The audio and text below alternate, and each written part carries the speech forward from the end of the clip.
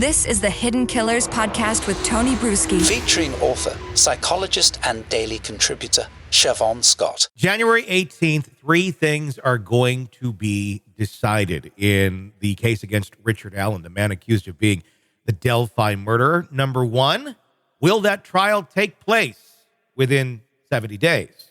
That is what the defense, or the former defense of Richard Allen wants. It is what Richard Allen wants. It's his right to a speedy trial, which he's not been given. He wants his attorneys reinstated as well, the ones that have been kicked off the case. They've even said, we'll do this pro bono. You don't have to pay us. The state doesn't have to pay us. And if you all are not paying us, then why can't we come back in? That doesn't seem to make a lot of sense. It violates the Sixth Amendment right of Richard Allen, who technically could represent himself if he wanted to.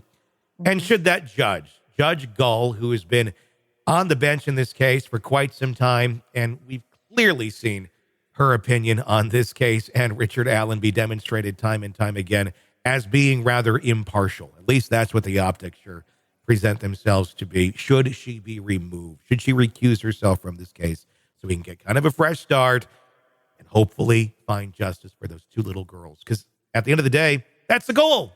It's not about the logistics of this case. It's trying to find justice, but we get so caught up in all of this. We haven't started talking about Odinism yet. Here to join me to discuss, Shavaun Scott, psychotherapist and author. These three motions that are going to be discussed in oral arguments in front of the Indiana Supreme Court.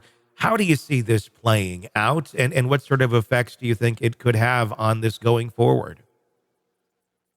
You know, it's Indiana, which is, as I've been told, a different state. And, you know, my personal feeling is he should have his attorneys. A new judge might give a more non-biased, fresher look at things. It could work better. And we'd all love to see, as you say, let's get to the truth. Let's have a fair trial. Let's not have something that's questionable. So it would be my hope that it would go that way, but I'm also skeptical if it will, just because it's Indiana, and I've been told they do things, you know, a bit different there than the rest of us. There was a television show in the late 80s, early 90s called Erie, Indiana. I remember watching as a child, and it was very much all the bizarre things that happened in Erie, Indiana, and that's kind of what Delphi is very much reminding me of. Where it may not necessarily be a conspiracy that's going on, but there's so many bizarre decisions that are made that make little to no sense. Richard Allen just moved this last week from one correctional facility to the next. He was not moved to a jail, which is where he should be going, if we're interested in, you know, handling this all correctly. What do you see the purpose in that being at this point in the game? Obviously, there's been a lot of criticism of him being in a prison and in solitary confinement, but this was very much another lateral move. Mm-hmm. Yeah, my hope when I read about that, and I don't know that it's based in reality, but my hope is perhaps they have better psychiatric care there. Mm-hmm. You know, and whether they're announcing that or not, that if he could get more help, clearly he's deteriorated where he's at. It would be wonderful for him to have good psychiatric care and maybe some counseling support, just to keep him in his, you know, a state of sanity as much as possible, and to keep him from descending into a more deteriorated state than he is. I have friends who are psychiatrists in some of the prisons, and I know that not all prisons are equal in that way. And there are prisons, again, I'm familiar with the West Coast. There are prisons where there is no psychiatric care, basically, for folks. And he certainly looks like he needs it. So that was my hope. Mm-hmm. Is that true? Is it just optics to try to say, okay, he's not being tortured by Odinistic racist guards, you know, and so we moved him to show that? I don't know. Did Judge Gull make the wrong argument when it came to getting rid of Rossi and Baldwin? Obviously, the argument that she was making was saying, okay, this evidence leaked out of one of your offices. It's horrible. It should never have happened, and you are grossly negligent. Obviously, that can be argued in terms of how negligent they actually were, how much they were, in fact, victims of someone coming in and violating their practice.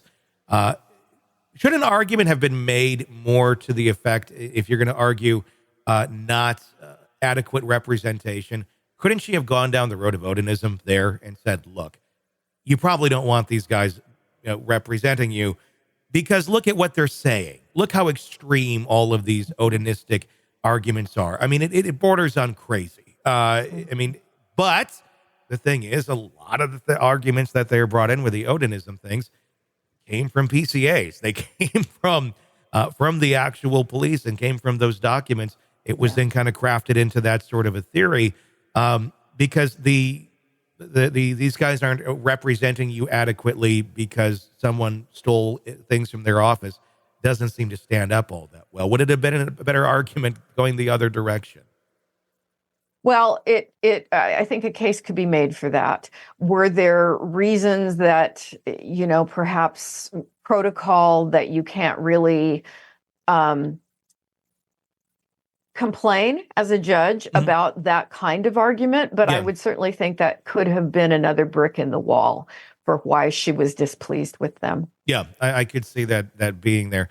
I don't know. It's such a strange case. We'll have to see what happens coming up on the 18th of January and what new steps are taken.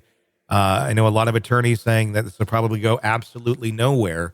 But there's Sixth Amendment rights on the line, and it seems another step towards get a new trial free card for Richard Allen. And if I guess that's needed to get a fair trial and find out truly if he's guilty or innocent, then we need to do that.